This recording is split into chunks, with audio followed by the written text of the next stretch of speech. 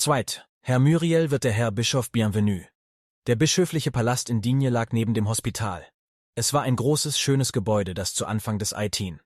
Jahrhunderts von Henri Puget, Doktor der Theologie und 1712 Bischof von Digne errichtet worden war. Alles in diesem wahrhaft fürstlichen Schlosse war in großem Stile angelegt. Die Wohnzimmer des Bischofs, die Säle, die Kammern, der große Ehrenhof nebst den Wandelgängen, die sich von altflorentinischen Arkaden überwölbt um ihn herumzogen, die mit herrlichen Bäumen bepflanzten Gärten. In dem Speisesaal, einer langen und prachtvollen Galerie, die im Erdgeschoss belegen war und sich nach den Gärten hinaus öffnete, hatte einst Henri Puget 7 hohe Würdenträger der Kirche feierlichst bewirtet. Die Bildnisse dieser 7 ehrfurchtgebietenden Prälaten schmückten den Saal, und das denkwürdige Datum, der 29, July 1714, war mit goldenen Buchstaben auf einer weißen Marmortafel eingegraben. Das Hospital war ein enges, niedriges, einstöckiges Haus mit einem kleinen Garten. 3 Tage nach seiner Ankunft besichtigte der Bischof das Hospital. Nach Beendigung der Visitation ließ er sofort den Direktor zu sich bescheiden. »Herr Direktor«, redete er ihn an, »wie viele Patienten haben Sie gegenwärtig?« 26, Evita, bischöfliche Gnaden. »So viel habe ich auch gezählt«, bemerkte der Bischof. »Die Betten«, hob der Direktor wieder an, »stehen recht dicht aneinander. Das ist mir auch aufgefallen. Statt Säle haben wir nur Stuben, die schwer zu lüften sind. Das scheint mir auch so. Und fällt einmal ein Sonnenstrahl in den Garten, so ist er zu klein, die vielen Rekonvaleszenten zu fassen. Das habe ich mir auch gesagt. Wenn Epidemien umgehen, wie zum Beispiel dieses Jahr der Typhus und vor 2 Jahren Friesel und Schweißfieber, haben wir bisweilen an die 100 Kranke und wissen dann nicht, wo wir mit ihnen hin sollen. Der Gedanke ist mir auch in den Sinn gekommen. Aber allen diesen Übelständen ist nun einmal nicht abzuhelfen, sagte der Direktor. Man muss sich fügen. Dieses Zwiegespräch fand in dem Speisesaal des Erdgeschosses statt. Der Bischof schwieg einen Augenblick und wandte sich dann wieder an den Direktor mit der hastigen Frage: »Herr Direktor, wie viel Betten meinen Sie, würde wohl dieser Saal allein schon fassen?« »Der Speisesaal Evita bischöflichen Gnaden?« rief der Direktor in maßlosem Erstaunen. Der Bischof überschaute den Saal und schien mit den Augen Messungen anzustellen. 20 Betten würden hier wohl Platz finden, flüsterte er leise, als spreche er für sich. Dann, zu dem Direktor gewendet, fuhr er laut fort: »Ich will Ihnen was sagen, Herr Direktor. Es liegt offenbar ein Irrtum vor. Ihr seid 26 Menschen in 5 bis 6 winzigen Zimmerchen. Unserer sind hier 3, und wir haben Platz für 60. Da liegt ein Irrtum vor, sage ich Ihnen noch einmal. Sie haben meine Wohnung und ich die Ihrige. Geben Sie mir mein Haus wieder. Sie gehören hierhin.« Am folgenden Tage waren die 26 armen Kranken in dem Palast des Bischofs untergebracht und der Bischof in das Krankenhaus übergesiedelt. Muriel hatte, da seine Familie durch die Revolution ruiniert war, kein Vermögen. Seine Schwester bezog eine Leibrente von 500 Franken, die seinerzeit im Pfarrhause für ihre persönlichen Bedürfnisse ausgereicht hatten. Muriel erhielt vom Staate als Bischof ein Gehalt von 15.000 Franken.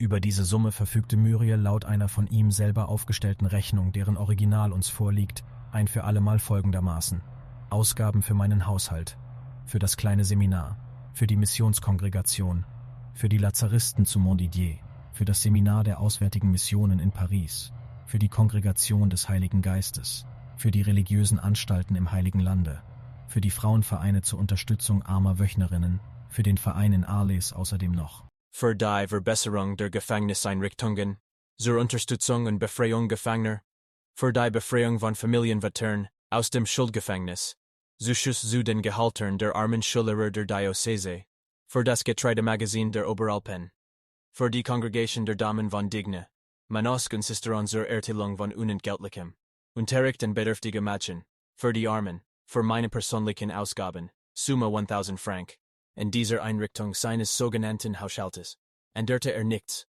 solange den Bischofssitz zu Digne inne hatte. Dieser Anordnung unterwarf sich auch Fräulein Baptistine ohne den geringsten Widerspruch. Für diese fromme Dame war Muriel nicht allein ihr Bruder, sondern auch ihr Bischof, ein Freund, den die Natur ihr zugesellt, und ein Vorgesetzter, den die Kirche ihr übergeordnet hatte. Sie brachte ihm nur Liebe und Ehrfurcht entgegen. Allen seinen Worten pflichtete sie bei, was that, heißt sie gut. Nur die Magd, Frau Magloire, murrte ein wenig, hatte Dr. Herr Bischof, wie aus der oben angeführten Rechnung erhält, sich nur 1000 Franken vorbehalten, was mit Fräulein Baptistines Pension 1500 Franken jährlich ergab. Mit diesen 1500 Franken bestritten die beiden Frauen und der alte Herr ihren ganzen Lebensunterhalt. Und wenn ein Dorfahrer nach Digne kam, brachte es der Bischof noch fertig, ihn anständig zu bewirten. Dank Frau Magloires großer Sparsamkeit und Fräulein Baptistines weiser Haushaltungskunst.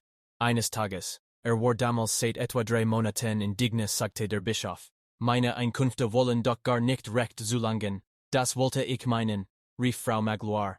Wenn bischöfliche Gnaden sich wenigstens noch das Geld auszahlen ließen, das ihnen das Departement als Vergütigung für Equipage und Reisungskosten schuldig ist. Die Vorgänger bischöflichen Gnaden haben's doch immer so gehalten. In der Tat, sie haben recht, Frau Magloire, stimmte ihr der Bischof bei und reichte ein Gesuch bei der Stadtverwaltung ein. Der Generalrat zog auch das Gesuch in Erwägung und warf einen Posten von 3000 Franken jährlich aus, als Vergütung der Unkosten, die der Herr Bischof für sein Equipage in der Stadt und für sein Reisen mit der Post zu bestreiten habe. Natürlich erhoben die Freidenker ein Zettergeschrei und ein Senator namentlich, ein ehemaliges Mitglied des Rates der 500, der dem Staatsstreik vom 18. Brumaire zugestimmt und von Napoleon ein bei Digne gelegenes großes Gut als Dotation erhalten hatte, erließen den Kultusminister, Bigot de Preamenoi einen entrüsteten Schreiberbrief, dem wir folgende Zeilen entnehmen, wozu eine Equipage in einer Stadt, die keine 4000 Einwohner hat, und Unkosten für Rundreisen? Was sollen denn solche Rundreisen für einen Zweck haben? Und wie reist man denn per Post in einem Gebirgslande? Wir haben hier ja überhaupt keine Chausseen. Man reist hier nur zu Pferde. Kaum dass die Brücke über die Durance bei Chateau Arnold ein Ochsenfuhrwerk tragen kann, aber so sind die Priester alle, geldgierig und geizig. Der hier hat sich anfangs auf den Heiligen ausgespielt, jetzt macht er's wie die andern. Muss in einer Equipage fahren und in einer Postkutsche reisen. Braucht Luxus wie die Bischöfe des alten Regime. O über dieses Pfaffengeschmeiß. Glauben Sie nur, Herr Graf, ehe uns der Kaiser die Schwarzrocke nicht vom Halse schafft, werden die Zustande nicht besser. Nieder mit dem Papst. Frankreich stand damals mit Rom auf gespanntem Fuße. Ich für mein Teil bin dafür, das Kassar allein regier. USW. Desto mehr freute sich Frau Magloire. So ist's recht, sagte sie zu Fräulein Baptistine. Sie bischöfliche Gnaden haben bis jetzt nur für andere gesorgt. Aber schließlich haben sie doch endlich auch an sich denken müssen. Die Armen sind nun versorgt, und die 3000 Franken bleiben für uns. Es war auch Zeit, dass wir was kriegten. An dem Abend desselben Tages stellte der Bischof wieder eine Rechnung auf und gab sie seiner Schwester. Sie lautete folgendermaßen: Unkosten für Equipage und Amtsreisen. Zubuion für die Kranken unseres Hospitals 1500 Franken. Für den Frauenverein zu Arles 250. Für den Frauenverein zu Dragignan 250. Für die Findelkinder 500. Für die Waisenkinder 500. Summa 3000 Franken. Das war Muriels Budget. Was die Nebeneinkünfte anbelangt, die Einnahmen für Abkauf von Aufgeboten, für Dispensationsscheine, Nottaufen, Predigten, Einweihungen von Kirchen und Kapellen, Hochzeiten USW. So trieb der Bischof diese Gelder von den Reichen mit so größere Strenge ein, da sie samtlich den Armen zuwandte. Nach Verlauf einer kurzen Zeit flossen den auch Liebesgaben in reicher Menge zu. Begüterte und Bedürftige, alle klopften in Muriels Tür, die einen Spenden bei zu hinterlegen, die anderen sie in Empfang zu nehmen. Aber so betrachtliche Summen auch durch die Hände gingen. So fand sich doch nicht veranlasst sein Lebenshaltung in irgendeinem Punkte zu ändern und sich außer dem Notwendigen auch Überflüssiges zu gestatten. Im Gegenteil. Da in der menschlichen Gesellschaft allzeit unten mehr Elend als oben Wohltätigkeit vorhanden ist, so war alles schon weggegeben, ehe es bekommen hatte, so viel alles wie ein Tropfen auf einen heißen Stein. Man konnte ihm noch so viel Geld geben, nie hatte etwas. In solchen Fällen gab noch mehr von dem Seinigen her. Der dankbare Instinkt des Volkes wollte denn auch unter den Vornehmen. Dies ein Bischof dem Brauche gemäß in seinen Erlassen und Hirtenbriefen vollständig aufsalte, denjenigen heraus, der einen bedeutungsvollen Sinn darbot.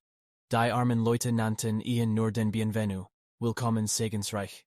Wir wollen diesem Beispiel folgen und ihn gelegentlich gleichfalls so nennen. Ihm selber sagte übrigens diese neue Bezeichnung zu, der Name gefällt mir. Ließ sich vernehmen. Mildert, was der Titel bischöfliche Gnaden zu stolzes hat. Dass diese Schilderung, die wir hier entwerfen, die Wahrscheinlichkeit für sich habe, wagen wir nicht zu behaupten, wohl aber ist sie der Wahrheit gemäß.